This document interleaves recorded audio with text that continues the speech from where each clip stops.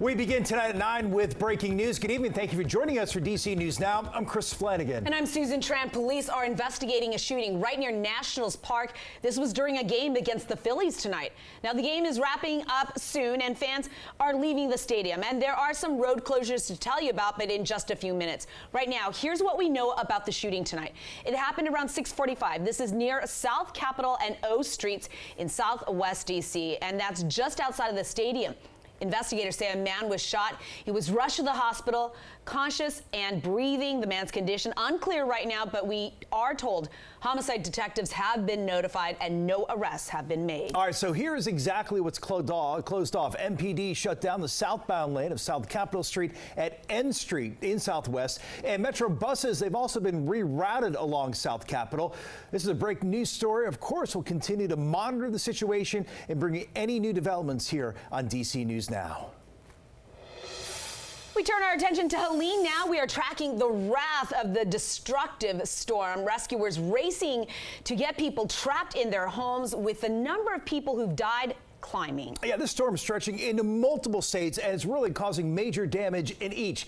Take a look here at the conditions rescue teams are up against. In Florida, trees toppled, sailboats pushed close to roads. Helene made landfall. There's a Category 4 hurricane. And over in Georgia, hundreds of thousands of people without power as the high winds tore down power lines.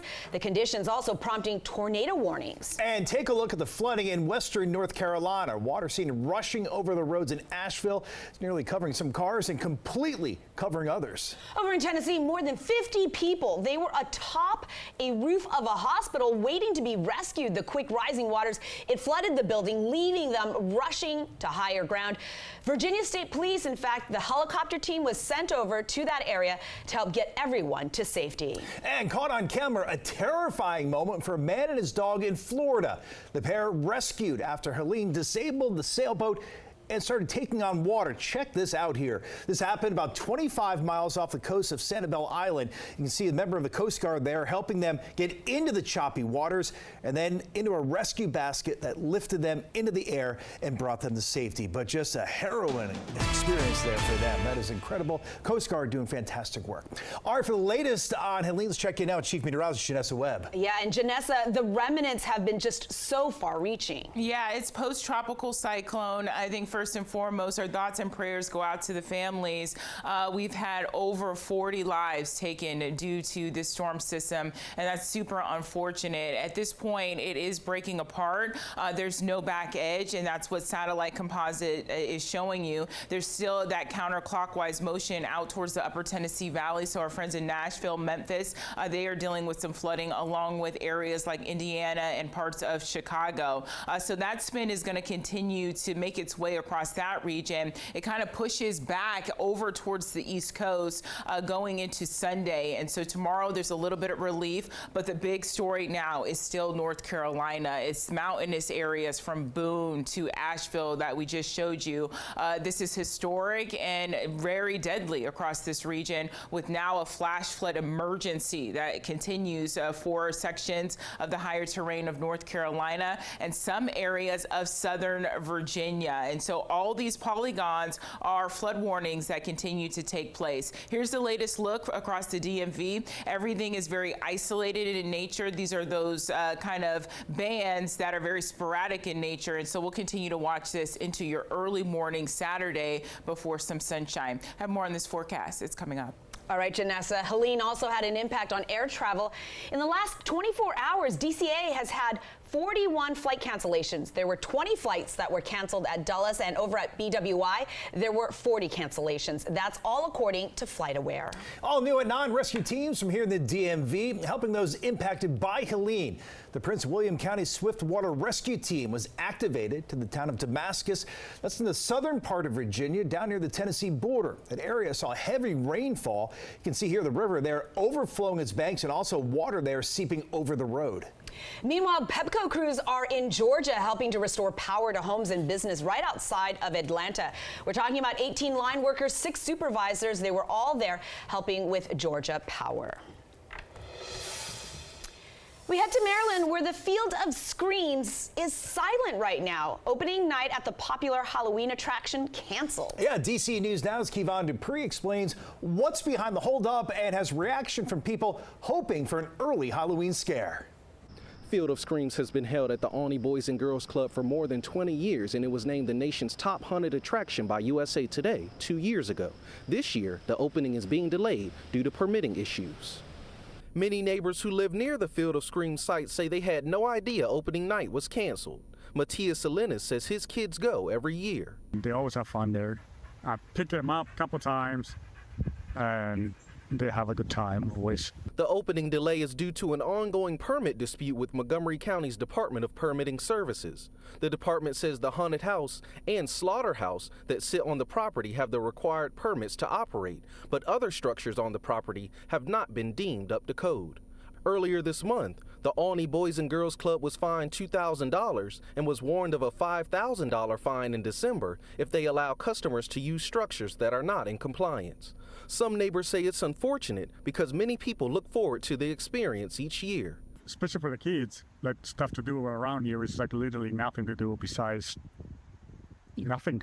But neighbors say the one thing they're grateful they won't have to deal with, at least for now, is the Field of Screams traffic. I mean, I actually know it's at the time to start, so I need to go that way, just go around. There's different ways to go around.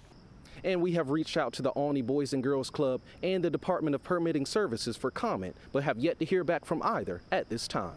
Reporting in Alney, I'm Kevon Dupree, DC News Now. All right, we hope it gets up and running soon, Kevon. Thank you. The strike is over. You're taking a live look right now at the Kennedy Center, where it has come to an agreement with the National Symphony Orchestra on a new contract. For months, the union representing the orchestra had been trying to get this new deal done. The Kennedy Center says that they will increase wages by 4% in the first year and again in the second year. It will also include health care options for the musicians. The Kennedy Center says the agreement, it allows the facility and the orchestra to operate in a way that is financially responsible and sustainable. All right, the countdown is on. We are now just days away from a potential strike at ports up and down the East Coast. And that includes the port of Baltimore and Virginia. But a work stoppage at these ports could create a new supply chain problem that will impact all of us. Experts say that every day a strike at a port happens, it would take 4 to 6 days to clear up. Yeah, DC News Now's Max Marcilla explains tonight from Baltimore.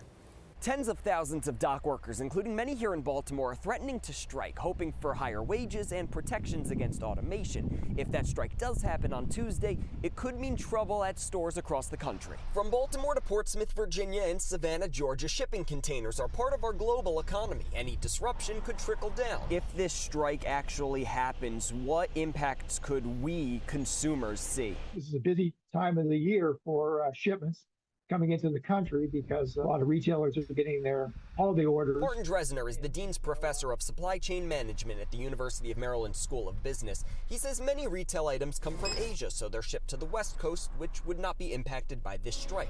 But other items, food like bananas from South America, European cars, farm equipment, those are East Coast imports. How long of a strike would we need to see before we started feeling some of the impacts at either the grocery store or a retail shop? If the distributors here in the country haven't stocked up, certain of those items could be stocked out, within weeks maybe or months.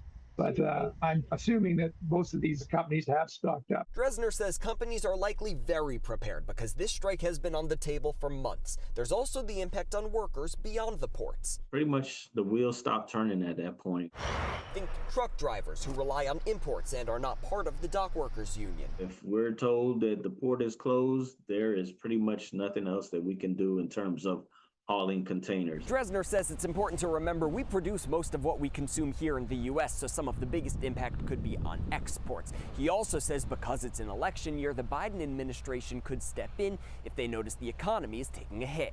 Reporting in Baltimore, Max Marcella, DC News Now. Yeah, supply chain crisis right before the holidays would be tough. All right, Max, thank you. The Virginia man charged in connection with the disappearance of his wife back in court today. Attorneys for Naresh Bhatt have agreed to the next hearing hearing to discuss what evidence will be allowed in court. Investigators have searched the couple's Manassas Park home several times now, but prosecutors only having enough evidence to charge him with concealing a body. Naresh Bhatt's next hearing is October 10th. And happening tonight, there was a candlelight vigil for Mamta Kafli Bhatt. It started at 6. It was right outside of the Manassas Park police station. Mamta disappeared in late July and still has not been found. A Massachusetts woman has pleaded guilty to running a high-end brothel network in Northern Virginia. Han Lee faces up to 25 years in prison. She and 2 others were indicted earlier this year. She is accused of helping run a commercial sex ring at apartments in Fairfax, Tysons, and outside of Boston. The feds say they cater to politicians, company executives, military officers, lawyers, professors, and other well-connected clients. Prosecutors have not publicly named any of the clients, and they've not been charged. Tacoma Park Police helping you find your missing or stolen items. Are giving out free TileMate tracking tags. So if you want one, it's first come, first serve.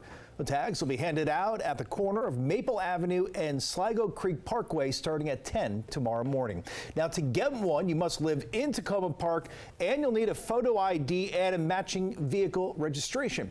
City employees, by the way, can also get one if they live in Tacoma Park.